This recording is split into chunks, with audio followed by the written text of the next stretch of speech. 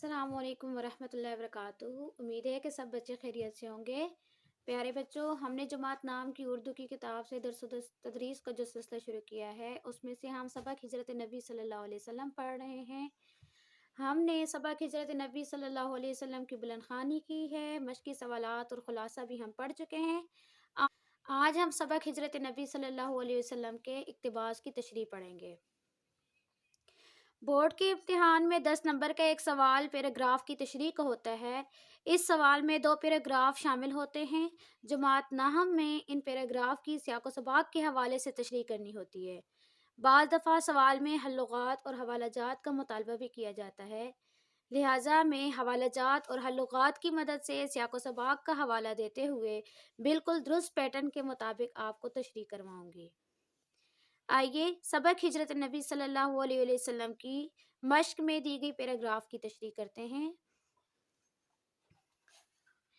सबसे पहले आपने हेडिंग देनी है इक्तिबास की तशरीह, उसको डबल अंडरलाइन करना है। फिर आपने हवाला देना है कि दरअज़ेल इक्तिबास की तशरीह करें। दरअज़ेल इक्तिबास की तशरीह सियाको सबाक के हवाले से करें। अगर सियाको सबाक के हवाले का सवाल में तस्करा है, चूँकि मश्क में जो सवाल है उसमें सियाको सबाक के हवाले से तशरीह का मुतालबा है, तो यहाँ पे मैंने दरअज़ेल इक्तिबास की तशरीह सियाको सबाक के हवाले से करें लिखा है। अगर हवालाजात या हल्लुगात का तस्करा भी हो तो फिर आपने सवाल में हल्लुगात और हवालाजात को भी ऐड करना है। उसके बाद हमने पैराग्राफ लिखना है। वो कौन सा पैराग्राफ है जो तशरीह के लिए दिया गया है। तो पूरा पैराग्राफ हम नहीं लिखते। पैराग्राफ के इब्तिदाई 2-3 अल्फाज लिख कर डॉट करके फिर हमने आखिरी 2-3 अल्फाज लिखने हैं। उसके बाद हवाला मतन की हेडिंग देनी है। हवाला जात से मुराद हवाला मतन की हेडिंग देनी होती है। अगर हवाला जात का तस्करा ना भी हो तो हवाला मतन की हेडिंग देना बहुत ज़रूरी है, क्योंकि इसके लिए बाकायदा एक नंबर मखसूस किया गया है। 5 नंबर का एक सवाल होता है, जैसे 10 नंबर का एक सवाल होता है, 2 पैराग्राफ होते हैं, तो 5-5 नंबर का एक एक पैराग्राफ होता है। तो 1 नंबर हवाला मतन का होता है। हवाला मतन में हम यानी जो पैराग्राफ दिया गया है उसका हवाला देते हैं कि ये पैराग्राफ किस सबक से लिया गया है और उस सबक के मुसन्निफ का क्या नाम है। मेन हेडिंग हम बनाते हैं हवाला मतन की, और उसके बाद एक सब हेडिंग बनाते हैं जिसमें हम नाम लिखते हैं सबक का नाम और मुसन्निफ का नाम। सबक का नाम चूंकि हिजरत नबी सल्लल्लाहु अलैहि वसल्लम है तो हिजरत नबी सल्लल्लाहु अलैहि वसल्लम लिखा, और उसके बाद मुसन्निफ का नाम मौलाना शिबली नोमानी रहमतुल्लाह अलैह। उसके बाद दूसरी मेन हेडिंग आपने देनी है हल्लुगात, यानी पैराग्राफ के अंदर जो मुश्किल अल्फाज होते हैं उसके मायने भी हमने लिखने होते हैं। इसके लिए बाकायदा एक नंबर मुकर्रर होता है। आपने अल्फाज मानी की हेडिंग देकर फिर पैराग्राफ में अल्फाज को ख़त कशीद किया जाता है, उनको अंडरलाइन किया जाता है। तो जितने अल्फाज भी ख़त कशीद किए जाते हैं, अंडरलाइन किए जाते हैं, उनके मायने लिखने होते हैं।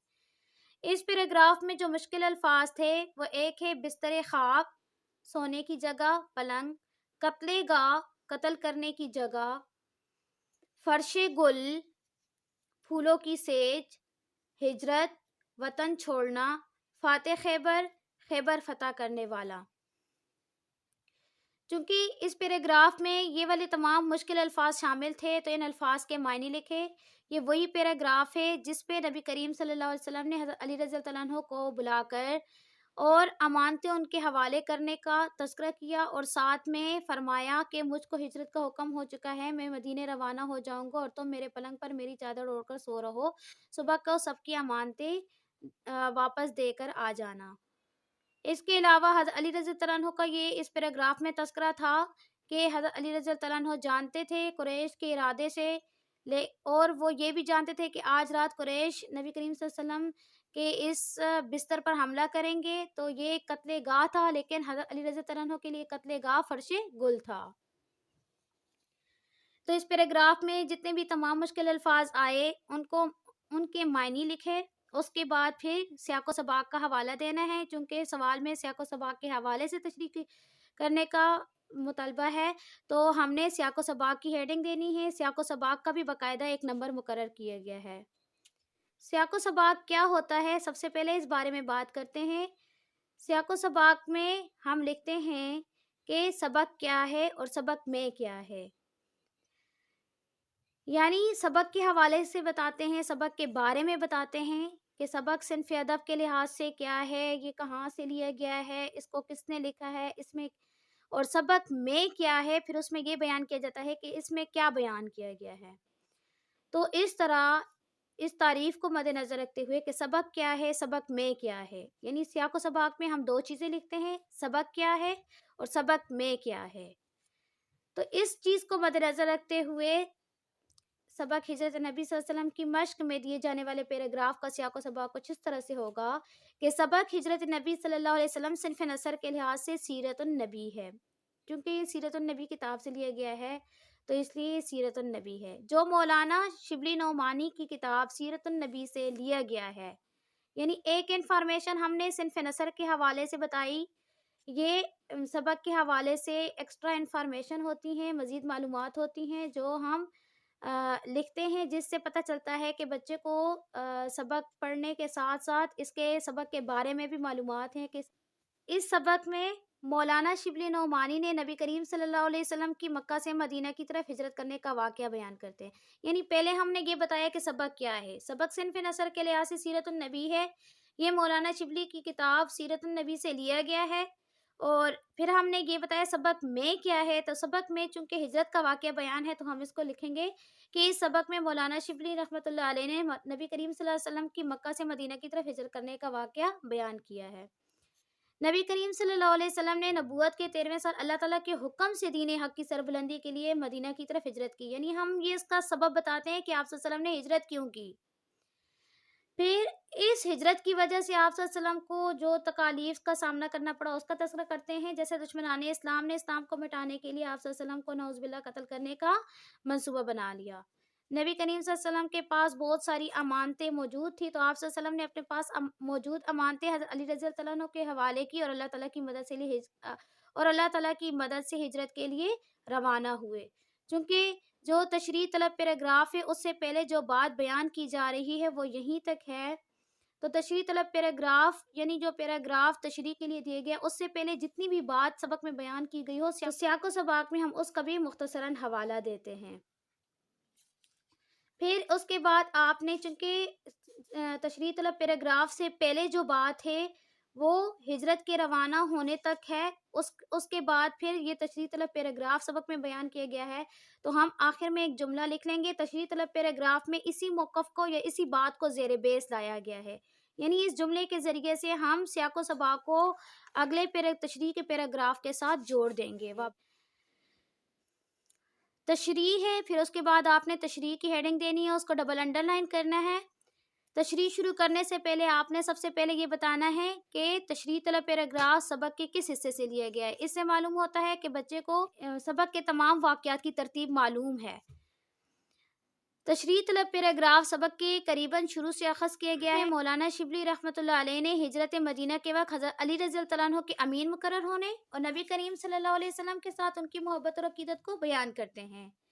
यानी आपने तशरीह का जो पैराग्राफ है उसको मुकम्मल पढ़ना है और सिर्फ उस पैराग्राफ का हवाला देना है कि इस पैराग्राफ में किस चीज़ को बयान किया गया है।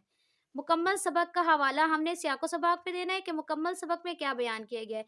जबकि तशरीह शुरू करने से पहले हमने ये भी बताना है कि तशरीह तलब पैराग्राफ जो है वो सबक के किस हिस्से से लिया गया है। वो शुरू से लिया गया है, दरमियान से लिया गया है या आखिर से लिया गया है। और फिर दूसरा जुमला हमने ये तरतीब देना है कि इस पैराग्राफ में किस चीज़ को बयान किया गया है। उसके बाद आपने तशरीह के लिए जो पैराग्राफ दिया गया है वज़ाहत के साथ लिखना है। अगर पैराग्राफ 6 लाइनों पे आता है तो उसकी तशरीह उसके डबल होनी चाहिए कि 12 लाइनों तक आए, या मज़ीद आपने उसको कुरानी आयात और अहादीस या अशार का हवाला देते हुए खोल कर वज़ाहत से उसको बयान करना है। तशरीह तलब पैराग्राफ में जिस चीज़ को बयान किया गया है उसकी तशरीह कुछ इस तरह होगी कि आप सल्लल्लाहु अलैहि वसल्लम ने हज़रत अली रज़ी अल्लाह अन्हु को हिजरत की रात तमाम मालो मता का अमीन मुकर्रर किया और फरमाया कि मुझको हिजरत का हुक्म हो चुका है, मैं आज रात हिजरत के लिए रवाना हो जाऊंगा, तो मेरे पलंग पर मेरी चादर ओढ़कर सो रहो, सुबह को सबकी अमानतें जाकर वापस दे आना। यानी जो आपका फरमान था वो हमने लिखना है। उसके बाद हज़रत अली रज़ी अल्लाह अन्हु का तज़किरा था कि हज़रत अली रज़ी अल्लाह अन्हु कुरैश के इरादों से वाकिफ़ थे।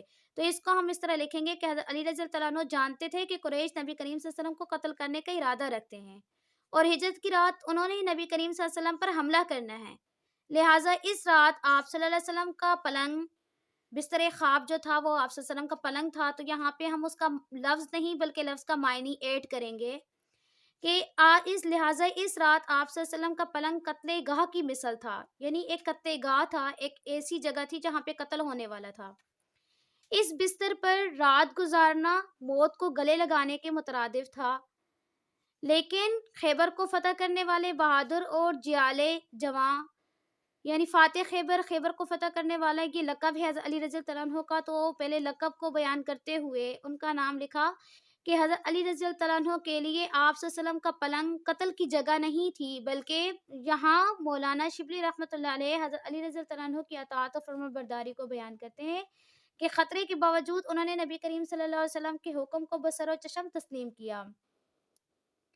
تمام صحابہ کرام رضی اللہ تعالیٰ عنہ نبی کریم صلی اللہ علیہ وسلم کی محبت میں اپنے جان و مال کو قربان دینے کے لیے ہمہ وقت تیار رہتے تھے، کیونکہ وہ جانتے تھے کہ دنیا اور آخرت کی کامیابی اسی میں ہے۔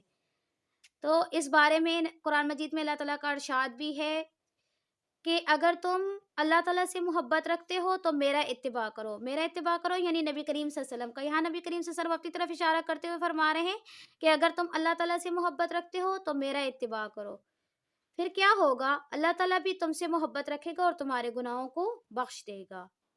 کسی شاعر کا کہنا ہے کہ محمد سے وفا تو نے تو ہم تیرے ہیں، یہ جہاں چیز ہے کیا لوح و قلم تیرے ہیں۔ یہ تھی پیراگراف کی تشریح، جو سوال میں حوالہ جات یا سیاق و سباق کے حوالے سے پوچھا جاتا ہے، تو اسی طرح اسی پیٹرن کو فالو کرتے ہوئے ہم نے تشریح کرنی ہوتی ہے۔ ہر چیز کے لیے نمبر مقرر ہیں، حوالہ متن کے لیے ایک نمبر مقرر ہے، ہر لغات کے لیے ایک نمبر مقرر ہے، سیاق و سباق کے لیے ایک نمبر مقرر ہے، 3 نمبر ہو گئے اور 2 نمبر تشریح کے ہوتے ہیں۔ اس طرح ایک پیراگراف کے لیے 5 نمبر مخصوص ہوتے ہیں، اور پیراگراف کے یہ تمام حصے ہیں: حوالہ متن، حل لغات، سیاق و سباق اور تشریح۔ تو یہ 4 حصوں پر مشتمل اس سوال کو حل کیا جاتا ہے اور ہر حصے کے لیے نمبر مخصوص ہیں۔